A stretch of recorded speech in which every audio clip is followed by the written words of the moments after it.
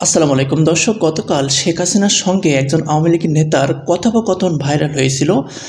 এরপরে অনেকের মনে কৌতূহল, কে ওই আওয়ামী লীগের নেতা।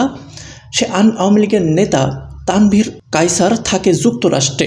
তিনার পুরো পরিচয় দিব এবং নতুন করে তিনার সঙ্গে আরও যে কথোপকথন হয়েছে আজ সেটা প্রকাশ পেয়েছে 20 মিনিটের উপরে। সেখানে শেখ হাসিনা এবার দাবি করছে সরাসরি যে আমি এখনও বাংলাদেশের প্রধানমন্ত্রী, আমি পদত্যাগ করি নাই। এর আগে কিন্তু তার ছেলে সজীব ওয়াজেদ জয় বলেছিল আমার মা এখনও পদত্যাগ করে নাই। এটাই সত্য। শেখ হাসিনা এখন এসে বলছে আমি পদত্যাগ করি নাই। এই ভয়েসটা আপনাদেরকে শোনাবো, এই ফোন কলটা আজকে যেটা নতুন করে যেটা ভাইরাল হয়েছে।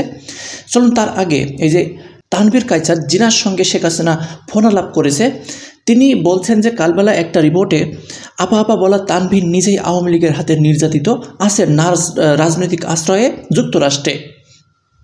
এখানে একটা প্রশ্ন যে তানভীর কায়সার জন্মগ্রহণ করে 1989 সালে, কিন্তু ওই ফোন আলাপে কিন্তু শেখ হাসিনার সঙ্গে বলছে যে আমি 1988 সালে আপনার সঙ্গে দেখা করেছি আপা। তো আওয়ামী লীগের ওই নেতার কথোপকথন দেখে আমার মনে হচ্ছে তিনি শেখ হাসিনার সঙ্গে এক কথাই মশকরা করছে। চলুন শেখ হাসিনা আজকে ফোন আলাপে কী বলছে একটু অংশ শুনে আসি, এরপরে এই আওয়ামী লীগের নেতার পরিচয় সহ আমরা জানবো সব কিছু। একটু ধৈর্য ধরে সম্পূর্ণ আলোচনাটি শুনবেন, ভিডিওতে অবশ্যই একটি লাইক করবেন। ক্ষমতা দখল, সে তো জবরদখল করছে, তার কোনো লিগালিটি নাই যে হচ্ছে উপদেষ্টা বলে আমাদের কোনো পদ নাই। যেভাবে সে ক্ষমতা গেছে এটা তো মানে মানুষ খুন করে মেরে একটা সিচুয়েশন তৈরি করে তারপরে তো সে ক্ষমতা গেল। জি জি আপা, জি জি না আমরা এগুলা আমাকেই মেরে ফেলা। জি আপা, আমরা এগুলা আমরা ইউরোপিয়ান পার্লামেন্টকে জানাবো, জানাচ্ছি। আর তাছাড়া আমি তো পদত্যাগ করি নাই। জি আপা, শুনছেন যখন শেখ হাসিনা বলছে আমি তো এখনো পদত্যাগ করি না, আমি বাংলাদেশের প্রধানমন্ত্রী, তখন কিভাবে ফক করে হেসে পড়লো আওয়ামী লীগের এই নেতা। তো চলুন এখন আমরা তিনার সম্পর্কে জানি বিস্তারিত। তিনি এখনও যুক্তরাষ্ট্রে রাজনৈতিক আশ্রয়ে আছে এবং আওয়ামী লীগের কাছে নির্যাতিত হয়ে সেখানে আশ্রয় নিয়েছিল। শেখ হাসিনা কার সাথে এই কথোপকথন করেছেন তা নিয়ে দেখা দেয় কৌতূহল। জানা গেছে ওই ব্যক্তির নাম মোহাম্মদ তানভীর কায়সার। তিনি নিজেই বাংলাদেশে আওয়ামী লীগের হাতে নির্যাতিত দাবি করে যুক্তরাষ্ট্রের রাজনৈতিক আশ্রয় নিয়েছেন। তানভীর কায়সার 2019 সালের 4 জুন লস অ্যাঞ্জেলস দিয়ে আমেরিকায় ঢোকেন। তিনি ওই সময় ভ্রমণ ভিসায় যুক্তরাষ্ট্রে প্রবেশ করেন, কিন্তু যুক্তরাষ্ট্রে প্রবেশের পর দাবি করেন বাংলাদেশে আওয়ামী লীগ সরকার তাকে নির্যাতন করেছে। এজন্য 2020 সালের 7 মে দেশটিতে রাজনৈতিক আশ্রয়ের আবেদন করেন। তবে 2021 সালের 24 জানুয়ারিতেই তার পাসপোর্টের ভ্যালিডিটি শেষ হয়ে গেছে। শেখ হাসিনার সঙ্গে ফোনালাপ ফাঁস হওয়া তানভীরের জন্ম 7 ডিসেম্বর 1989 সালে। তানভীরের বাবা সুলাইমান কায়সার এবং মা নীলুফার ইয়াসমিন, তার স্ত্রীর নাম রুকাইয়া আজাদ। দর্শক আপনারা শুনতে পারলেন যে শেখ হাসিনার সঙ্গে ফোন আলাপে যে আওয়ামী লীগের নেতা তিনার পরিচয় আমরা জানতে পারলাম। তিনি আসলে শেখ হাসিনার সঙ্গে যে মশকরা করছে এটা কিন্তু তিনার এই ফোন আলাপে কথাবার্তায় বোঝা যাচ্ছে। তিনার জন্মের আগে 1 বছর আগেই শেখ হাসিনার সঙ্গে দেখা করেছে, এটাই কিন্তু তিনি বলছে। তো চলুন এখন আমরা আজ নতুন করে শেখ হাসিনা ফোন আলাপে নিজেকে এখনো প্রধানমন্ত্রী দাবি করছে সেটা আমরা একটু শুনে আসি। ক্ষমতা দখল, সে তো জবরদখল করছে, তার কোনো লিগালিটি নাই যে হচ্ছে উপদেষ্টা বলে আমাদের কোনো পদ নাই। যেভাবে সে ক্ষমতা গেছে এটা তো মানে মানুষ খুন করে মেরে একটা সিচুয়েশন তৈরি করে তারপরে তো সে ক্ষমতা গেল। জি জি আপা, জি জি না আমরা এগুলা আমাকেই মেরে ফেলা। জি আপা, আমরা এগুলা আমরা ইউরোপিয়ান পার্লামেন্টকে জানাবো, জানাচ্ছি। আর তাছাড়া আমি তো পদত্যাগ করি নাই।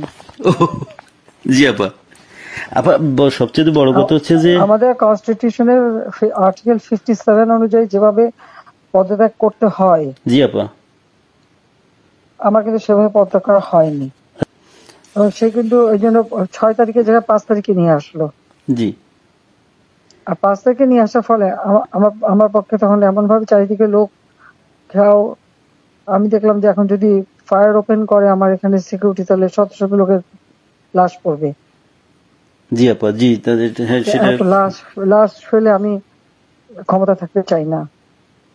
কিন্তু যখন আমার একটা সিচুয়েশন হয়ে গেল যে আমার সিকিউরিটি যাওয়া এগুলো বাধ্য হয়ে তখন আমাকে সরে যেতে হলো গণভবন থেকে, যার ফলে আমার বঙ্গভবনে যে মহামান্য রাষ্ট্রপতির কাছে আমার পদত্যাগপত্র জমা আমি দেইনি।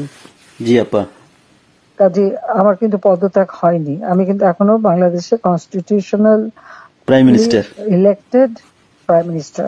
জি আপা, আমি আসলে দেশে কাউকে এমনি কিছু পাবলিশ করতে দেয় না, কিন্তু এমনি তো জি আপা, ফেসবুকে বা এসে বেশ কিছু ডকুমেন্ট ওরা নিজেও দিচ্ছে যে কিভাবে মানুষ মারতেছে।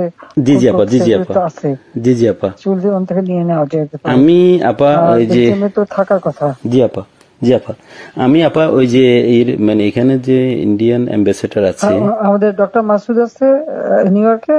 জি আপা, আমি আপা ওনাদের সাথে আমার যোগাযোগ নাই আসলে আপা, আমি এখানে মেইন স্ট্রিমে পলিটিক্সে ছিলাম। আর তাছাড়া আমি আপনাকে বলি, আমি 1988 সালে আপনার সাথে দেখা হয়েছিল লাস্ট, তখন আমাদের ওই যে আমার বাড়ি আপা ওই যে নোয়াখালী সোনাইমুড়িতে, আমি সোনাইমুড়ি থানা ছাত্রলীগের সেক্রেটারি ছিলাম।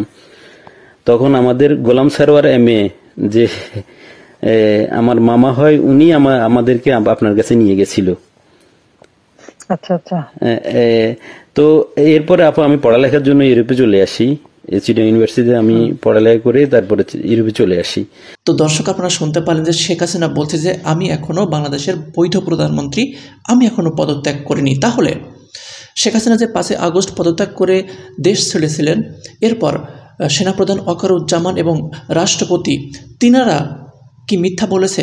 তিনারা বলছেন যে শেখ হাসিনা পদত্যাগ করে ভাষণে সেনাপ্রধান ওই দিনই বলেছিল যে প্রধানমন্ত্রী শেখ হাসিনা পদত্যাগ করে দেশ ছেড়ে চলে গেছে। তো এখন শেখ হাসিনা কীভাবে দাবি করতে পারে আমি এখনও পদত্যাগপত্রতে সাইন করিনি, বা এই ছবিটি কি মিথ্যা হতে পারে? আপনারা বলুন। শুধু তাই না, এই যে ডক্টর মোহাম্মদ ইউনূস অবৈধভাবে ক্ষমতা দখল করেছে বলেও তিনি দাবি করেছেন। আরও অনেক কথা বলেছেন যে তিনি ক্ষমতায় আসার পর দিন তিনার যে মামলা, ডক্টর ইউনূসের মামলা, সেটাও তিনি খারিজ করে নিয়েছে। তো এই হচ্ছে শেখ হাসিনা বর্তমান সময়ে এক এক সময় এক এক ধরনের কথা বলছে। তো দেশে আসুক, চুট করে যে গতকাল বলল দেশে আসবে, অপেক্ষায় আছে ছাত্র জনতা, বাংলাদেশের মানুষ বা আওয়ামী লীগ বাদে অন্যান্য দলগুলো সবাই অপেক্ষা করছে তিনি দেশে আসার জন্য। কারণ তিনি দেশে আসলে তিনার বিচারের আওতায় নিয়ে আসতে পারবে। এবং শেখ হাসিনা আরও বলছেন যে এই ফোন আলাপে যে আমি দেশ ছেড়ে পালাতে বাধ্য হয়েছি, কারণ আমি চাইনি যে আমার নিরাপত্তা বাহিনী গুলি চালিয়ে মানুষ হত্যা করুক, আমি লাশের উপর দিয়ে ক্ষমতায় থাকতে চাই না। তো এর আগে যে 1000-এর উপরে মানুষকে হত্যা করেছে, তখন শেখ হাসিনা কোথায় গিয়েছিল? বারবার বলছে আওয়ামী লীগের অনেক এমপি মন্ত্রী বা আওয়ামী লীগের অনেক নেতাকর্মীকে হত্যা করেছে, পুলিশকে হত্যা করে ঝুলিয়ে রেখেছে। তো ছাত্রদের কথাও একটু বলতে হবে যে অনেক ছাত্র নিহত হয়েছে পুলিশের গুলিতে বা শেখ হাসিনার নির্দেশে, আওয়ামী লীগের নির্দেশে। এটা কিন্তু স্বীকার করছে না শেখ হাসিনা। তিনি বোঝাতে চাচ্ছেন স্বজন হারানোর বেদনা আমি বুঝি, কিন্তু অন্যদের স্বজন হারানোর বেদনা শেখ হাসিনা বুঝছে না। সবাই ভালো থাকবেন। আল্লাহ হাফেজ।